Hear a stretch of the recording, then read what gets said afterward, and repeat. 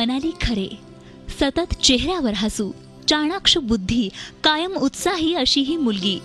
तिच्याकडे पहिल्यांदा पाहणाऱ्याला तिच्यातल्या व्यंगाची कल्पना देखील येणार नाही असं कायमचं तिचं वागणं. जन्मतःच कर्णबधीर असलेल्या मनालीचं हे व्यंग कळायला तिच्या आईबाबांनाही वेळ लागला. कारण पहिल्यापासूनच मनाली ओठांचे हावभाव टिपून बोलायचा प्रयत्न करत होती.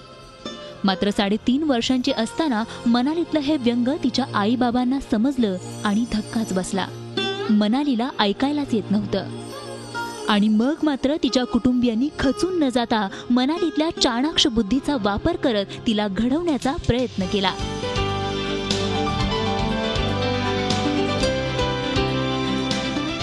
सुरुवातीला कर्णबधीर मुलांच्या शाळेत मनालीला घालण्यात आलं.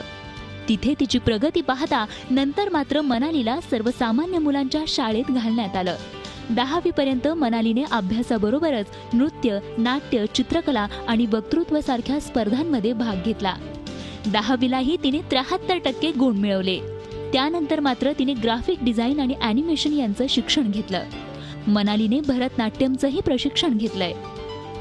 नाट्यशालेच्या माध्यमातून ती भरारीसारखं नाटक करते. तसंच बालनाट्यामध्येही ती उत्साहाने भाग घेते. आणि विशेष म्हणजे आपली आवड जोपासत असताना अर्थार्जन करण्याच्या दृष्टीनेही आता तिने स्वतःच्या व्यवसायाला सुरुवात केली आहे. पोस्टर्स, स्टँडीज, बॅनर, व्हिजिटिंग कार्ड, कपड्यांचे कोलाज, छोटी छोटी पेंटिंग्स हे सारं काही ती अगदी उत्साहाने करते.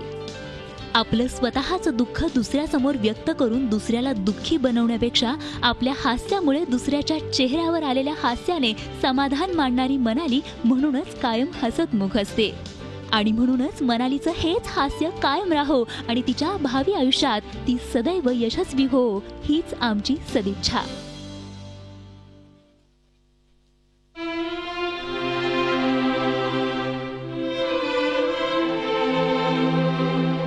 म्हणजे कोणत्याही रोगाच्या बाबतीत म्हणा किंवा कसं कॅन्सर झालेल्या मला पण वाटतं की मलाच का तसं वाटलं, कारण एवढी छान दिसणारी मुलगी आणि हिला इतरांना का दाखवायच्या,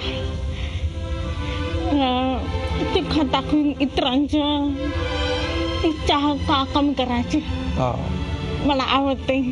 ऐकू न येणाऱ्या मनाली खरेची ऐकावी अशी कहाणी जिंदगी मिलेगी दोबारा, शनिवारी सकाळी 9:30 वाजता आणि रविवारी रात्री 8:30 वाजता फक्त झी24 तासवर. झी24 तास रहा एक पाऊल पुढे.